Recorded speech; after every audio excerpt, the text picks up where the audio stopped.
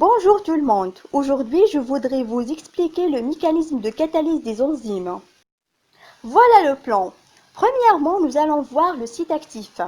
Deuxièmement, nous allons présenter l'énergie qui permet d'abaisser spécifiquement l'énergie d'activation de la réaction enzymatique. Et troisièmement, nous allons montrer comment fonctionnent les vraies enzymes. Et on explique des groupements catalytiques spécifiques contribuent à la catalyse. Et finalement, nous allons mettre la lumière sur le mécanisme d'action de sérine protéase. Et on prend comme exemple deux enzymes digestives très connues, qui sont la trypsine et la chymotrypsine. Premièrement, le site actif. Qu'est-ce qu'un site actif d'un enzyme?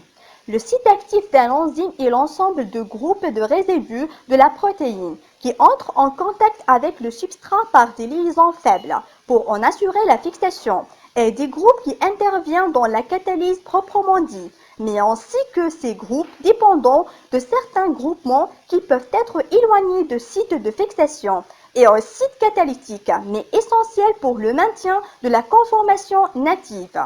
Donc, le site actif implique l'existence de deux zones inséparables si on souhaite maintenir une activité catalytique, qui sont une zone de fixation et une zone catalytique. Cette poche est souvent bordée par des chaînes latérales d'acides aminés non polaires.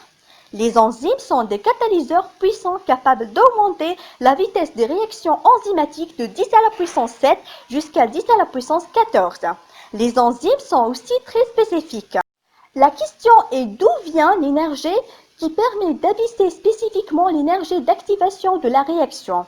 Une partie de l'explication tient aux réactions chimiques entre le substrat et les groupements fonctionnels d'enzymes, qui sont les chaînes latérales des acides aminés, les ions métalliques et les coenzymes. Ces groupements fonctionnels d'enzymes augmentent les vitesses initiales de la réaction et diminuent l'énergie d'activation, car elles permettent un chemin réactionnel de moindre énergie. L'autre partie est due à l'énergie nécessaire à l'abaissement de l'énergie d'activation, qui est fournie par des interactions faibles non covalentes entre l'enzyme et le substrat. La distinction des enzymes par rapport à d'autres catalyseurs est la formation du complexe enzyme-substrat. La formation de complexe enzyme-substrat dépend de mêmes forces qui stabilisent la structure de l'enzyme. La formation de chaque interaction faible entre l'enzyme et le substrat s'accompagne de petites libérations d'énergie. Une liaison faible fournit de l'énergie de 4 à 30 kJ par mol. L'énergie prévenante des interactions enzyme-substrat est appelée énergie de liaison. Son rôle est d'une part stabilisation du complexe enzyme-substrat, d'autre part principale source d'énergie libre, utilisée par les enzymes pour abaisser l'énergie d'activation des réactions. Les interactions faibles entre l'enzyme et le substrat sont optimisées dans l'état de transition. Pour catalyser une réaction, l'enzyme doit être complémentaire de l'état de transition de substrat. La deuxième question posée, c'est comment fonctionnent les vraies enzymes. Des interactions faibles sont formées dans le complexe enzyme-substrat, mais la totalité des interactions faibles entre enzyme-substrat ne se forme que quand le substrat est à l'état de transition.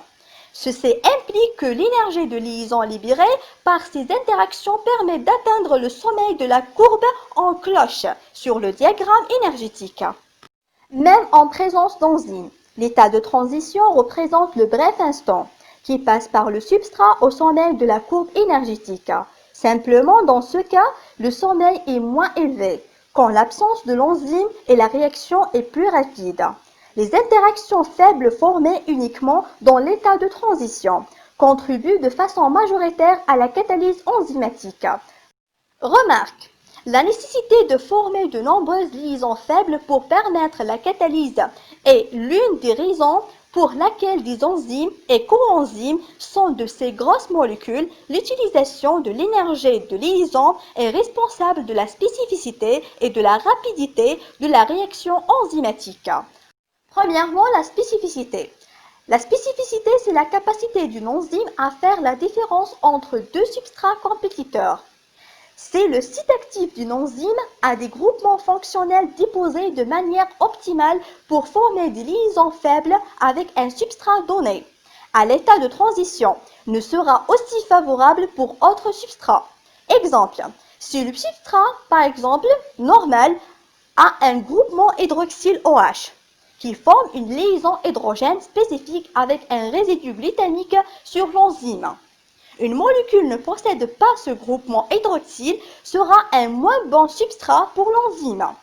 Par ailleurs, une molécule possédant un groupement supplémentaire pour lequel l'enzyme n'a ni poche ni site de fixation à toutes les chaînes, de n'être pas reconnue par l'enzyme.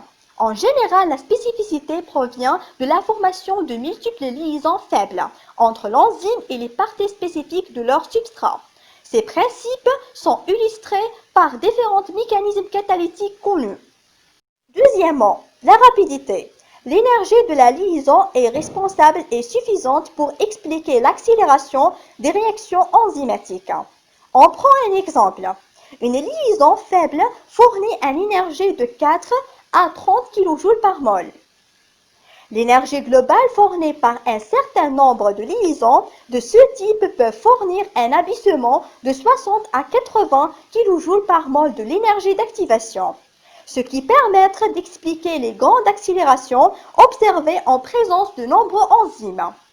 L'énergie de la liaison est la force principale intervenant dans plusieurs de mécanismes catalytiques, et elle rend compte sauf à un seul de la catalyse enzymatique.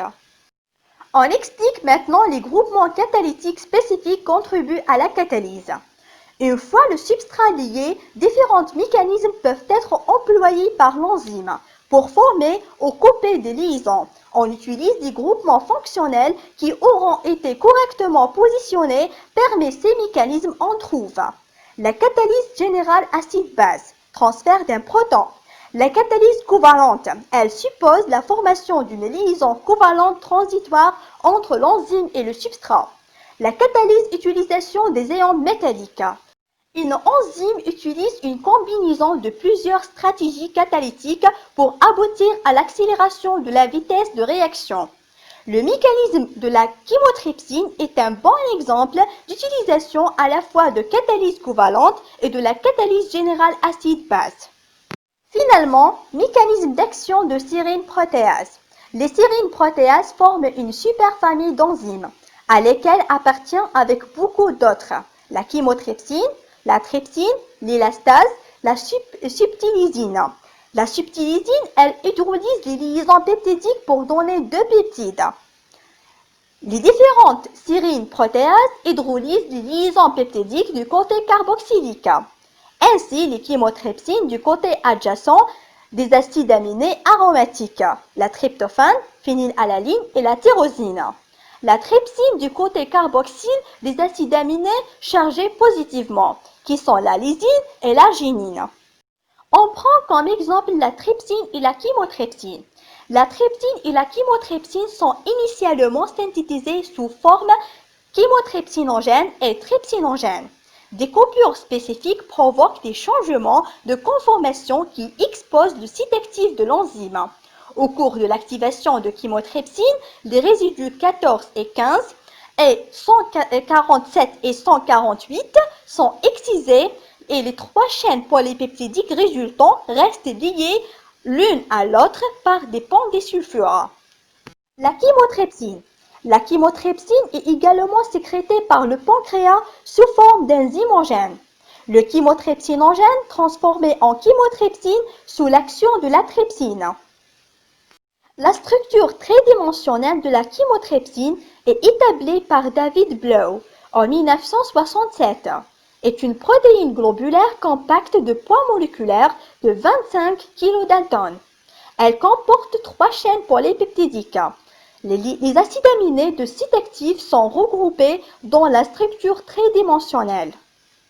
Cette enzyme agit à pH égale 8 et coupe préférentiellement les liaisons peptidiques auxquelles participent les acides aminés aromatiques, tryptophane, tyrosine, phénylalanine et lysine. La chymotrypsine coupe celles où sont engagés les groupements carboxyliques. La trypsine. La trypsine joue un rôle clé dans le duodénum, car elle est susceptible d'activer par coupure protéolytique l'ensemble des imogènes présents dans le suc pancréatique. Son poids moléculaire est de 24 kilodaltons et elle est activée à pH 8. La trypsine est elle-même exprimée par la cellule acéneuse sous forme de trypsinogène inactif. 3 isoformes de trypsinogène ont été décrites chez l'homme. La trypsine hydrolyse de préférence les liaisons peptidiques ou un acide aminé basique tel que l'arginine ou la lysine est engagée par son groupement carboxylique. Si vous avez des questions, vous pouvez me les poser dans les commentaires. Je touche maintenant à la fin de mon vidéo. Je vous remercie pour votre temps. Au revoir.